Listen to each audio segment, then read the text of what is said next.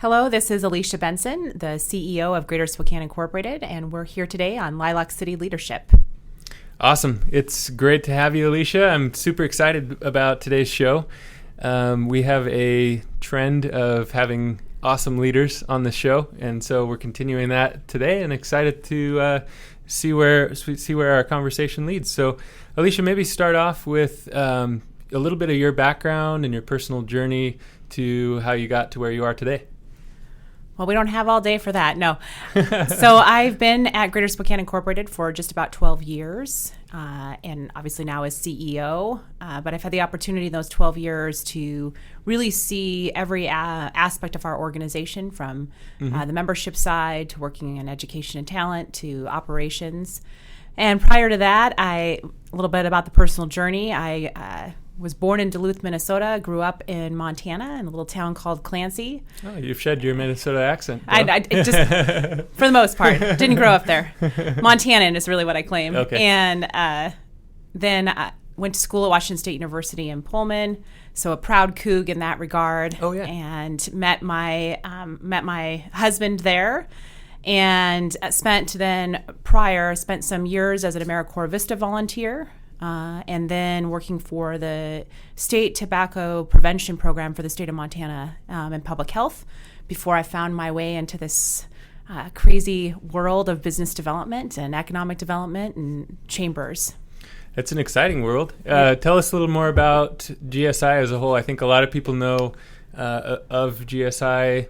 You know, many people know exactly what you do, and others, this is new to them. So GSI, Greater Spokane Incorporated, we're the regional business development organization, and our role is really to help lead transformative change on behalf of this region and think about how we can kind of transform and catalyze big ideas and help really grow the business economy here in the region. So how do we support those businesses that are here, and how do we help this be a place that people want to continue to grow and thrive? Awesome. It's a good, it's an awesome role in the community that GSI plays, and I'm excited to see where you take it and where the company goes since you were newly appointed as CEO, and congratulations on that. My next question comes around, you've had several, I guess, maybe interim CEO stints with Greater Spokane Incorporated. Tell us the difference between those periods of time and now that it's permanent. What are the differences? What are the similarities? That's a great question. Well, I think probably the biggest difference is it's mine. Yeah. And so I'm excited about that. I think probably some of the difference too, or there's similarities. I mean, I think this community has done a really good job for many, many years of kind of understanding what key priorities are and the role that GSI plays in that as this central convener and facilitator of important community issues and needs from a business development standpoint. I think what's different is that we're in such an interesting time of growth in our community. The energy and the excitement now. I mean, I've been at the organization, as I mentioned earlier, for 12 years. And so I've seen us at the, right before the recession, and the bottom of that recession, and then the growth out of that. And so there is a lot of really incredible growth going on across the region. And so what does that mean in the energy behind that? And yet I think Spokane, as usual, we always want to hedge that a little bit. Is the next recession around the corner? Is it too much to be true? But I think that we're certainly at a different point than the last time I did as an interim CEO. There's a lot more energy and growth and positivity. And I've moved back towards greater and better collaboration together. Nice. Communities kind of come together. Maybe the recession helped a little bit with that. What do you think? Yeah, I think a few things. I think recession, all of those kind of big economic turns certainly impact and drive communities in interesting ways. I think we also, as a community, have had a set of really significant priorities for the region around, getting a medical school, and we ended up with 2, around having the largest Air Force base in the country, and we will now be the largest tanker base in the country, or getting funding for the North-South Freeway. And I think those are all big galvanizing ideas, and we had a lot of success in them, and so people got busy working on implementation. But what we're seeing now, a couple years post some of that, is this desire to come back together to ensure that we actually see those priorities to completion and also start to think big and dream big about what's next now that we've been successful in that regard. Awesome. So shifting gears a little bit, nobody becomes a CEO by accident. So my guess is you have some incredible leadership qualities and characteristics. What are some of the main ones? Yeah, well, I sometimes feel like it's by accident. I don't know that I ever envisioned I'd be sitting as the CEO of a regional business development organization. I think a few of the key leadership attributes or traits along the way. I mean, I think there's a real important ability to connect with people. The world that we live in and the work that we do is all about relationships, and relationships both internally and externally. And so how do you bring people together? How do you rally people around ideas? And how do you get to know people for who they are and what drives them? And so I think I've always been a fairly good relational person, and that has been part of that success and part of that journey. I think the other one is the ability to see, I was saying this the other day actually, like being able to see the impossible and make it possible. And that's a lot of what we do in economic development and community development, is you're throwing out these big ideas that people didn't think we could ever get there. And you have to hold it up there and keep inspiring people towards that big goal. And I tend to function in that way. And I love the strategy intersect of what we do, and I think that's I love the ability to think about how does public policy, how does economic development, how does talent development, how do they intersect to help our community grow? And I bring that into every conversation and in relationship that I'm building and in the work that we're doing. But I don't know that I can just pinpoint a certain leadership trait, but I'd say for me it's about people, and that's where I always come back to, is if you're connecting with people, it allows you to do some really big and important things. People trust you too when you have that ability to connect, and they feel like you're pulling for them and their interests when you can do that. So very nice. What are some of the accomplishments to date in your career that kind of are the most rewarding, and that thinking back on it are you feel proud of? That's also a great question. You've got good questions today, James. So I'd say a few, I think mostly, personally, I think we're at a pretty awesome place to be in a community that we love so much, and to have the family and friends that we do, and be grounded in this idea that we get to help kind of grow and build something. Yeah. I don't know that I knew that when I, set out to do anything, but that I think we as humans want that connection. We want to have that kind of grounding, and we found that here in Spokane, and so really excited about that. I think professionally, I spent a good portion of my time at GSI working in that kind of the talent and education side of things, and we know today talent, it's truly the new denominator for companies. Do we have enough? Are they skilled enough? Where are they going to come from? What happens when they all leave us because they're retiring? And exactly.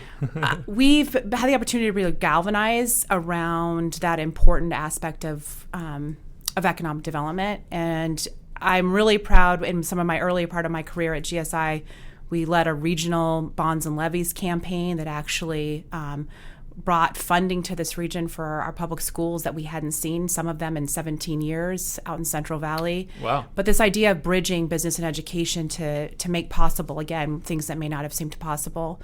I think if I roll forward, what I'm really excited about now in the kind of about the year and a half prior to my being CEO, I took on this task of bringing together our economic development partners. And so those are our municipalities and the county and our airport and our public development authorities, all of these folks tasked with economic growth, to think about creating a new partnership around how we market and position this community. And I'd say naturally, that's not how those kinds of organizations are built. And we've accomplished that, and we've launched a new virtual gateway to the region, and that's just the beginning of thinking about how together we do some things on behalf of this region, which at our core for GSI is what we're here to do. Right, and you and I talked a little earlier about that kind of raising the profile of Spokane and the surrounding areas. The gateway is a big part of that. There's a website out there as well to bring people to that gateway? What is that website again? Yeah, it's AdvantageSpokane.com. AdvantageSpokane.com? AdvantageSpokane.com. And that's the regional gateway around business and economic development. And that has 15 of our economic development partners all showcasing. What we know is that we want Spokane to be on the map. Yeah. And people tend to just, Google Spokane. They're not necessarily going to understand all of the great different parts of our community, but they can immediately be able to transition in and uncover all of the things that we all love about this region. But the important part is that we get them here first, and that they are then able to navigate in and decide what part of our community they are interested in being in. Very cool. Or understanding what are the industry sectors that really are growing here, whether it's manufacturing or life sciences, or what is the what does the labor makeup look like for our region. But it's creating that space. It's easy for them to navigate our community and want to find out more. Awesome. And as far as I can tell, this isn't something that has been available in the past. So it's pretty cool to be able to point somebody who's looking at the area to this is exactly where you need to go to figure out kind of which direction to go next. So very exciting. What are you personally and GSI as a whole doing today that hasn't been done in the past, in addition to the Advantage Spokane, in terms of raising the profile and getting Spokane on the map? Well, I would add on to the Advantage Spokane is getting a gateway as the first step. How we market that is the next step, and we have the opportunity over the course of the next 12 months with our partners, and the private sector has stepped up to help fund some of this work to begin to market this region in a way we haven't been able to do. And then I'd say that the other, and truly our number one priority as an organization, is that we have to generate some funding to this region for economic development. And we're the only county in the state of Washington that doesn't receive sustainable economic development funding. Really? And that means we're competing, all the time on the backs of the private sector, because that's who funds us, along with a handful of municipal contracts. And so if we actually want to think about transformational work in this region and how we fund transformational infrastructure projects and how we actually can market this region in ways we never imagined, and target sectors in a different way, that's a game changer. It ends up being $10 or $11 million a year to this region for that kind of work. And we're calling it 0.09 because that's the legislation we have to change. But that's that's big and significant and transformational. I think that's the strength of this organization and this region and our partners, and a board that is as diverse as all of that, to be able to think big about how do you change the landscape of this region. And that's what 0.09 does. Awesome. You mentioned a little earlier as well about, and when I'm out talking to manufacturers and really any company, honestly, how hard is it to hire new talent, to find new talent? And it's very difficult for everyone. And it seems like, you've got some initiatives that you've been successful with in the past, and some initiatives certainly on the horizon. But where do you feel we should start with generating new talent? Well, I was saying to my colleagues earlier today, we sure are working on things that have no easy answers. And are multifaceted and multi-layered and complex. I think talent is no different than if you're talking about economic development funding or transportation funding, you name it. I think that the talent discussions that we're in and the talent challenges that we're seeing across the region are as complex in that regard. And it's not one thing. It's multiple things that are occurring and have to occur together. Right. And I think what's exciting, and I'll touch on a few of them, but I think what's exciting is that this region is working on a lot of those pieces, whether it's the policy change, whether it's the connectivity between business and education, whether it's more students going into the trades. But it's a slow drip in many ways, because you're changing systems, and so at the same time, how do we also support the existing talent that's in the region that are working, in companies, and ensuring that they're able to access those next opportunities?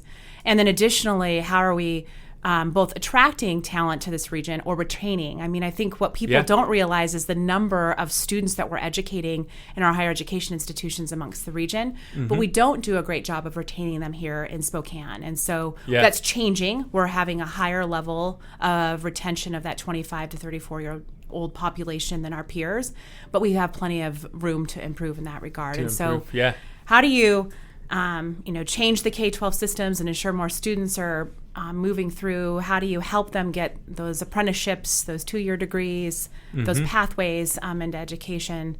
And at the same point, how do we make sure that we're both retaining and recruiting new talent to the region? That's how complex the talent conversation is. Oh, yeah. And I don't think there's one solution. Right. But I think what is awesome about this community is that all of those entities, the business and education partners and training and workforce partners, are at the table together. And we're making significant progress. Not fast enough, but progress. Yeah. Well, that's great. And like you said, communities coming together in multiple different ways, and this is one of them that is being addressed because of that. So I wanted to shift gears a little bit into more leadership, general leadership topics. And the first one I want to dive into is a hot topic lately around women in leadership. And I think you're a great guest to have and have this discussion. You've achieved success in your various roles in life as a wife and a mom and a CEO. How have you balanced the success in those different areas so well? Well, I don't think I figured it out yet at all. Balance being, I think, one of my most frustrating words as a leader. I think one of the things I hope for the future as a female leader is that at some point we never have to ask that question of our female leaders, because we've never asked that question of our counterparts. Right. How do they balance being a dad and being a CEO and being a community leader and being a husband? We never ask them that. Yeah. And so it's such a hot topic because it's real and it's very much alive. But my hope for the success of the future of that is that we're not having to have that conversation, because we've changed the paradigm.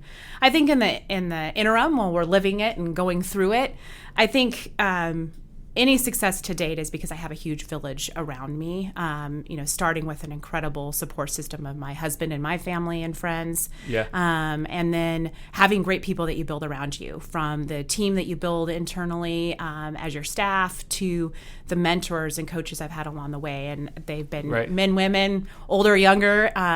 The ability, I think, to be successful as a leader is your ability to keep your eyes wide open and your ears even open further as you're listening to people, because you never realize where you're going to, who's going to lean in and who's going to help you in that, or where you're going to learn a valuable lesson along the way. But every bit of my success is owed to the huge groups of people around me that have helped me in that and encouraged me. And I think more specifically to the role at GSI, as to our former CEO and my former boss at the time when I started at GSI, it was their coming up and saying, "You may kind of have a knack for this. Are you interested in going to this training?" And I was like, "This knack for what? This chamber world? What is that?" But it takes that people investing in you along the way. That's what helps, I think, people be successful. And certainly why I owe this opportunity here, and having had the opportunity to be at an organization to interface with leaders in that regard. I think as a female, I struggle with the balance question, because I actually have said a lot along the way that I think about it more like a triangle of your family and your professional life and you're never really in balance, because you have to put energy towards the moment that you're in. But I work really hard to be, if I'm in my professional space as the CEO, that's where I need to be and be focused. And when I'm with my family, I want to be with my family. And then how do you carve out time for you? We're still working on that one. But I have a young family. And at the same time, I think what I hope to actually begin to change too as a female is that those things can be better intersected. I was just sharing with a colleague yesterday. She was amazed that I had brought my son back to work with me when I came back as interim CEO, because I was only 4 weeks post having him. And she was amazed. And I think that that's some of what I want to see happen, because we have to make it easier for parents to be able to do the work that they want to do, and be able to both be a great parent, a great partner, and be professional and take opportunities that come to them. But if we expect it to all happen in this current way that this business has been structured for eternity, it'll be really challenging, and we'll still be here 10 years from now having the same conversation that we're having today. Well, you mentioned a few things in your answer that kind of sparked my next question that's been on my mind for a while, is like, when do you think we get to a point where we can just say, this person is a great leader, and we don't have to differentiate is this a man or a woman, and have different questions for either or. So I don't know when the moment in time will be. I think two things. I think as our leadership becomes more diverse, and we have a kind of a more equal balance of men and women leading, I think that'll start to kind of neutralize that part of the conversation back more to the leadership standpoint. Yeah. And I think we're just in a unique time in our country and in our globe around female empowerment and with the Me Too movement, all of these things that are really essentially, I think, necessary and important conversations that have occurred and are occurring, right, that make it a really important. And so I do take to heart, as much as I hope for a day that we're not, that I have an opportunity to help add to that dialogue and that conversation, because it's been, I'd say in the last handfuls of years, it's become necessary, and probably if we hadn't started it, we won't be able to move beyond it in the future. Sure. So I think but I don't know when it'll be, because I would have thought it would have been a long time ago. Progress, but I keep hoping. My daughter's 8, so I hope when she's, stepping out into the professional world, maybe we've changed that. So, Yeah. Not quite 20 years from now. We'll get there sooner. I hope so. I'm confident we might. What advice do you have for just young leaders in general, for those that are looking to follow a similar path to you? Yeah, I think take opportunities, pursue opportunities, seek out mentors, coaches. There's people start to divide up if you read some of the books, the importance of a mentor versus a coach versus a champion, and I think you need all of them.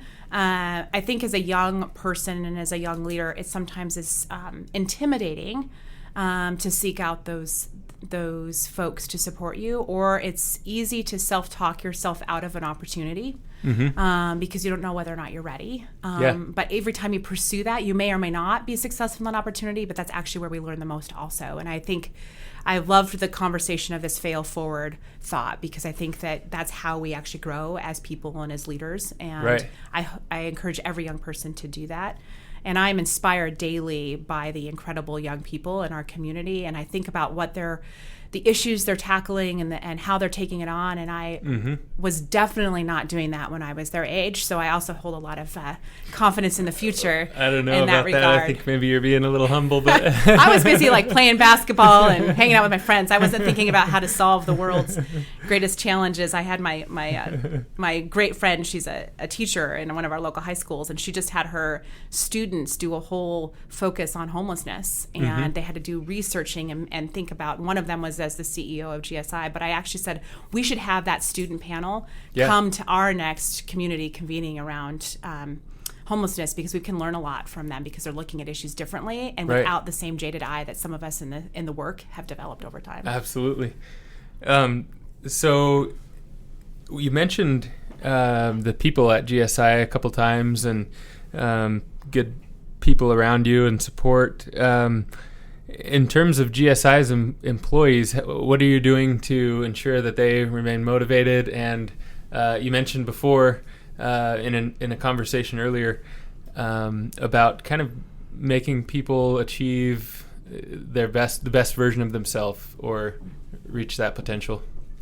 Yeah, I think so. Leading people is the most rewarding and most challenging work that we do, and it's the most important work that we do as leaders. And I, when you go through transitions like we have, it creates all kinds of things with people and with your teams. I think where I can't ever say enough about the incredible group of people that work at GSI and that I'm lucky to be surrounded by. And so I'm striving every day to how do we help them be their best. I think I used the example you and I were talking in a previous conversation around we do a lot of support for growing healthcare and medical education and physicians. And we often talk about in the healthcare field about helping people practice at the top of their licensure. Yeah. But I think about that for our people. So how do we help our people be able to lead at the top of whatever position they're in? Right.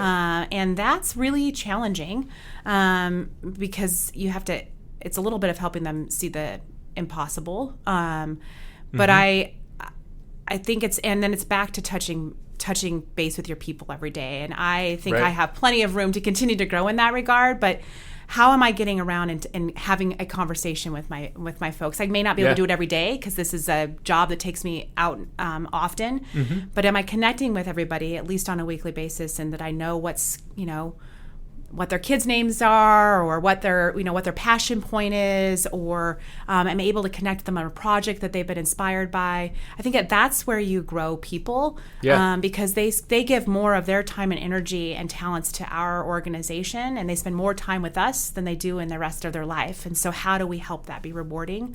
That's how I try to approach and think about things, and I am testing myself on that daily, because sometimes I'm not successful in that, and so how do you go back and try again? And it doing that makes people feel like it's an extension of family, so we do a lot for our family, and so if we feel like the people that we work with are family, then definitely start working at the top of our capability. I started reading a book as a result of another guest on the podcast it's just called Multiplier, and it kind of talks about two different leadership extremes, one being diminisher and one being multiplier, and exactly along the lines of this conversation, and that being not two options but a spectrum that everyone falls on. And so I thought it was pretty neat to kind of think about those two types of leadership. And the neat thing about this book is it's not always obvious that a certain leadership style would diminish the potential of others, and a certain leadership style would multiply the potential of others.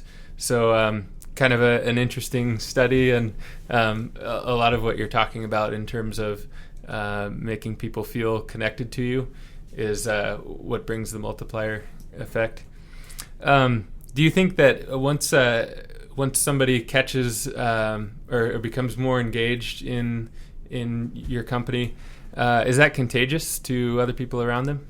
Well, 100%. I think so. One of the books, and John Gordon writes a lot of stuff, and one of my favorites is the Energy Bus of his. He has also written one called I'm going to get it wrong, the Positive Energy. That's not quite the right name of the title, but I think it's totally contagious, and I think that's part of what I love about the Energy Bus is it's around are you creating chief energy officers in your organization, or do you have energy vampires that are sucking? Because you see both ways, and both are contagious, and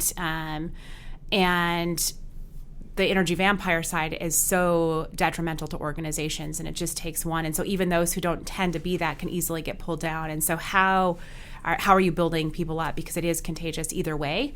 And I think at the end of the day, that engagement and energy is what drives a culture of an organization. And that's an area you have to consistently and constantly be engaged in as a leader, and aware of, because you just never know, because it's not always things that are happening at the workplace. It could be things externally, but Absolutely. all of that impacts the energy in an organization, and impacts how people approach the day and what comes out of them. And I in a presentation I did recently, I was talking to that, and there was a stat I pulled, and I'm not going to remember exactly. It was from the Heart Institute, I believe, but it talked about how people can tell your energy from 10 feet away. The energy you're exhibiting transfers to them, and so it had some really great and interesting data around that. And so I think about that cool. often, because it's hard sometimes as a leader. You're frustrated, you're tired. In my case, I'm coming in sometimes with the kid that's been up all night, and so I realize when sometimes my energy is reflecting in a way that it is not helpful to the organization. And so I think that's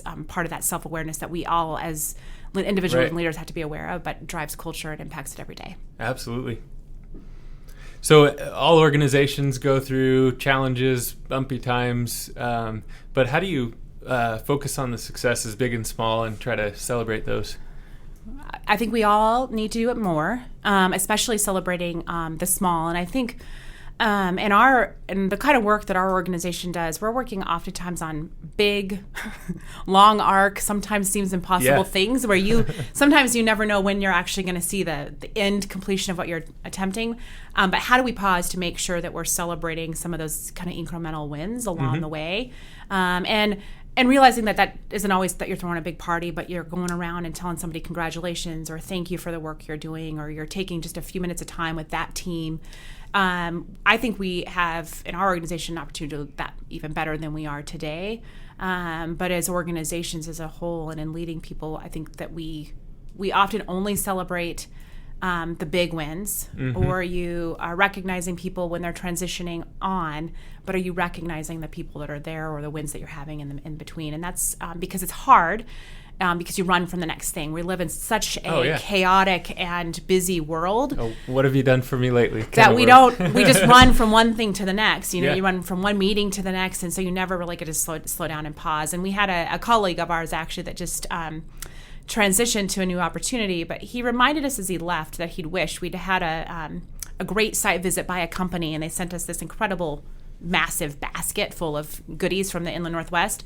And instead of taking the opportunity then to celebrate with the team and eat that good and enjoy the wine in there for a really great job done on that site visit, we were waiting for when we won that company coming here, and they still haven't made that decision. And so we opened the basket as part of his transition, but he reminded us that we should have actually celebrated when we got it, because that's what the company intended, was to thank us for that work at that time.